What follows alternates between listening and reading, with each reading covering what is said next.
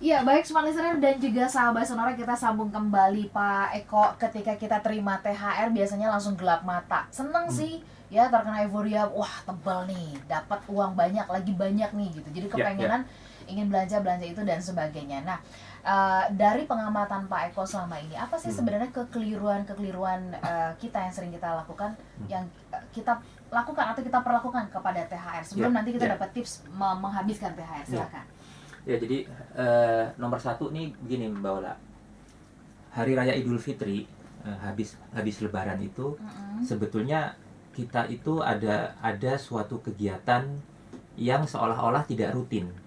Kalau kita menganggap suatu kegiatan rutin itu bulanan, kemudian kita punya pengeluaran-pengeluaran bulanan, nah seolah-olah Lebaran ini bukan kegiatan rutin. Padahal kalau kita lihat ini menjadi kegiatan rutin bukan bulanan tetapi tahunan. Ya. Oke. Nah dari sisi suatu kegiatan yang harusnya rutin Ya. dalam konteks perencanaan keuangan itu harusnya juga bisa diantisipasi dan direncanakan. Jadi kekeliruan terbesar yang sering kita lakukan adalah kita tidak pernah melakukan perencanaan. Ya, jadi kalau perencanaan bulanan saja tidak pernah, Ya. apalagi yang tahunan gitu ya. Nah, padahal sebetulnya pengeluaran-pengeluaran kita untuk khusus Lebaran ini itu sebetulnya kan kita sudah punya catatan tahun-tahun lalu ya. Lebaran itu ngapain saja? Oke. Misalnya kita harus mudik karena memang tidak punya kesempatan untuk mudik di luar waktu Lebaran. Ya. Satu, yang kedua mungkin orang melakukan pembayaran zakat itu tidak setiap bulan ya, karena zakat itu kan ada waktu ya, ada haulnya. Dan biasanya kebanyakan orang membayar zakat itu adalah dipaskan dengan Lebaran, dengan Ramadan biasanya. Nah jadi ini juga dananya cukup besar nih untuk membayar zakat. Nah jadi dua hal ini, kebutuhan selama Lebaran ini itu sebetulnya bisa direncanakan. Jadi harusnya kita tahu, misalnya tahun lalu itu kita harusnya sudah siap-siap untuk mengalokasikan dana dengan menabung untuk kegiatan Lebaran tahun ini. Sehingga THR itu tidak harus selalu digunakan, dihabiskan hanya untuk kebutuhan Lebaran. Karena masih ada yang prioritas-prioritas yang lain yang sebetulnya lebih prioritas, tapi kemudian dikalahkan oleh Lebaran yang sifatnya konsumtif lagi gitu misalnya. Nah ini yang kalau Mbak Ola tanya apa sih sebetulnya kesalahan yang paling mendasar, sebetulnya adalah perencanaan. Tidak ada perencanaan. Ya. Makanya tadi waktu Mbak Ola bilang mengingatkan teman-teman untuk sebelum dapat THR, bikin perencanaan. Nih THR mau untuk apa saja. Nah ketika kita melakukan perencanaan, maka otomatis seharusnya kita sudah memiliki yang namanya prioritas.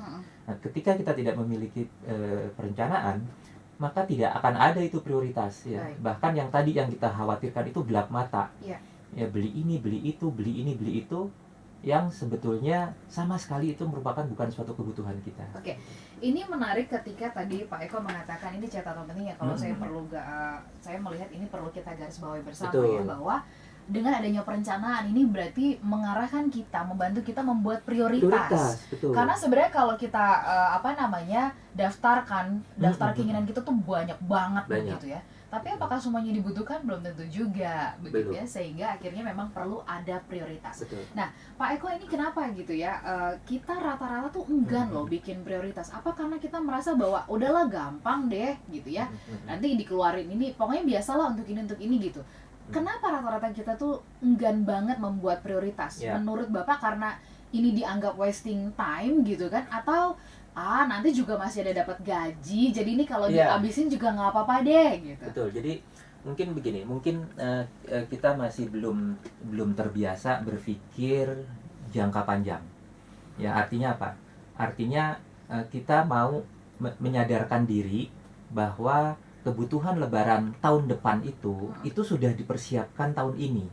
Jadi mungkin masyarakat kita itu selalu berpikirnya jangka pendek. Jadi uang gaji habiskan gitu ya. Tidak pernah berpikir ini kebutuhan kita itu apakah hanya sebulan ini atau nanti masih ada kebutuhan yang lain. Nah jadi pertama cara pandang kita itu masih selalu istilahnya terlalu short term, terlalu jangka pendek. Itu yang pertama. Yang kedua adalah kita harus membedakan antara tahu dan sadar nih, Mbak Walaya. Kalau ditanya zakat itu wajib ya, wajib bagi orang yang mampu, tahu gitu. Tapi belum tentu orang sadar. Korupsi itu maling atau bukan? Oh, maling. Gitu. Tapi orang tidak sadar dan melakukan juga gitu. Saya hilaf loh. Ya, jadi ini juga sama gitu ya. Oh, saya tahu nih Lebaran tahun depan kita akan mengeluarkan dengan pengeluaran yang sama ya. Kalau begitu kan sebetulnya kita bisa mempersiapkannya dengan mencicil. Karena kita punya kemampuan untuk melakukan saving.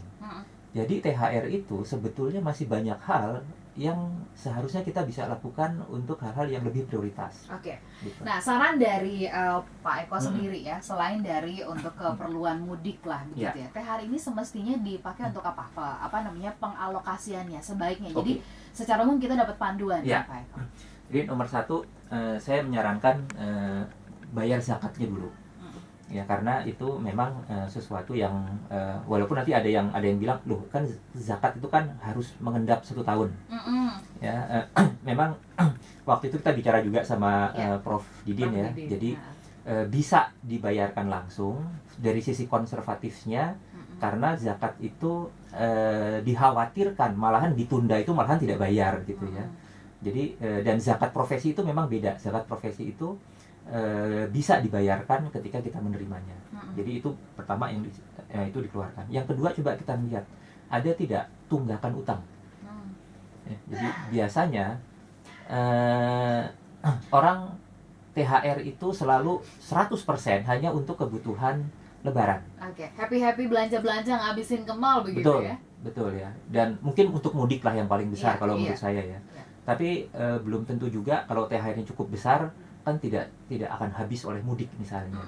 Nah, yang paling penting nomor 2 itu adalah kita lihat ada utang yang belum terbayar atau tidak. Ya, karena biasanya utang ini kan sudah dialokasikan. Ya, secara bulanan itu seharusnya sudah. Cuman mungkin saja ada utang-utang yang biasanya malahan kalau utang ke bank itu takut untuk tidak bayar. Nah, tapi ini utang, kalau utang ke teman loh. Betul, ke teman, ke tetangga, ke orang tua Saudara, misalnya ya, gitu ya, yang tidak ada dalam tanda kutip kewajiban secara tertulis gitu ya. Itu kan sebenarnya kewajiban yang tidak secara tertulis. Mungkin karena nggak ada punishment-nya kali ya. Kalau ke bank kan langsung tuh. Betul. Nunggak ya, nih langsung betul. dapat peringatan atau nanti gitu bunganya ya, dinaikin misalnya ya. Tapi ini utang yang di luar utang resmi itu juga kewajiban. Ya, jadi kalau ada utang-utang yang, apalagi kalau misalnya orang yang mengutangi kita tuh sudah bolak-balik nagih gitu ya. Ini kita dapat THR, oh enggak nih, nanti saja gitu. Nah, jadi ini 2 hal yang penting kalau menurut saya. Baik. Ya. Ini prioritas selain dari kebutuhan untuk mudik, kita diingatkan smart listener, THR ini pastikan itu bisa Anda maksimalkan untuk membayar zakat. Itu yang pasti pertama. Jangan sampai kita menganggap bahwa udah deh zakat ntar aja. Makin deh tuh utang makin banyak ya Pak Eko. Tambah lagi tunggakan utang, udah di telepon, udah di WhatsApp gitu. Jawaban hari ini, besok, lusa, nanti, bla bla bla bla bla gitu. Dan biasa gini, Mbak Ola, kalau ada orang yang biasanya diutangi gitu ya, dan beberapa kali nagih tidak dibayar, kan dia juga tahu, oh ini bakal dapat THR nih, biasanya dia pasti akan ingetin ya. Dan bagus itu, karena itu adalah haknya dia gitu. Nah, udah diingetin pun kita tidak bayar gitu. Dan padahal uangnya ada, jadi dibelikan yang misalnya untuk konsumtif ini itu gitu. Oke.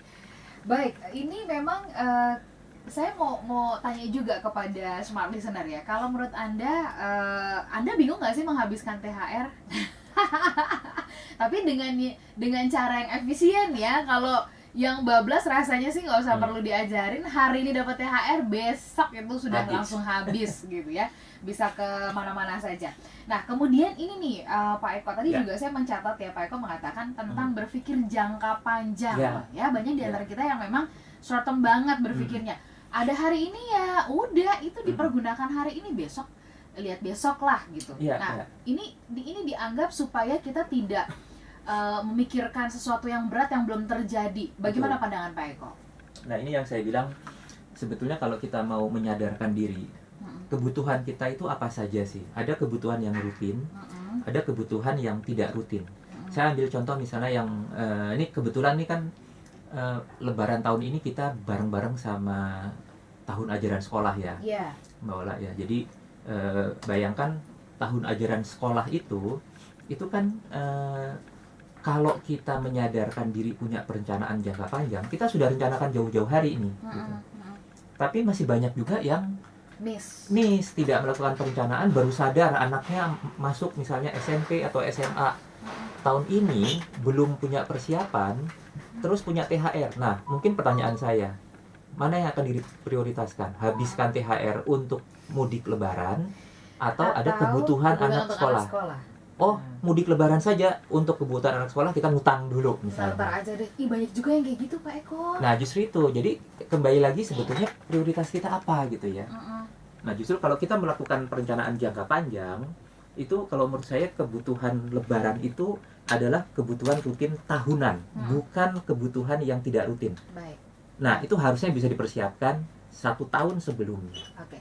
Smart listener, mumpung THR-nya mungkin masih ada separoh ya, masih ada 1/8, mungkin masih ada tinggal 1/3, masih ada kesempatan untuk duduk sejenak, daftarkan gitu ya, seperti yang tadi disampaikan oleh Pak Eko. Minimal yang pertama, 2 hal pertama nih ya, bayar zakat dan kemudian tunggakan hutang, didaftarin dulu. Betul. Selebihnya nanti mungkin saldonya itu yang dipergunakan untuk kalau masih sisa banyak ya untuk mudik atau belanja-belanja, atau kalau misalkan Anda butuh orang untuk diberikan, saya nggak nolak loh. Coba nomor rekeningnya Mbak Ola. Kita nggak nolak nih, dapat rezeki ya. Baik, smart listener, ini menarik karena kita diingatkan sebenarnya kebutuhan Lebaran Anda itu apa saja. Walaupun mungkin secara umum keluarga-keluarga di Indonesia yang namanya Lebaran tuh ada ya, bikin masak-masak, bikin opor segala macam.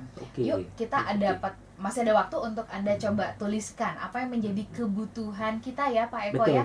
Nanti Anda boleh kasih laporan loh setelah sudah dituliskan sejenak ini, apa yang kemudian menjadi kebutuhan Anda dan kesulitannya Anda mensiasati uang yang ada untuk kebutuhan itu. Kami kembali sesaat lagi, tetaplah dalam Smart Financial Wisdom.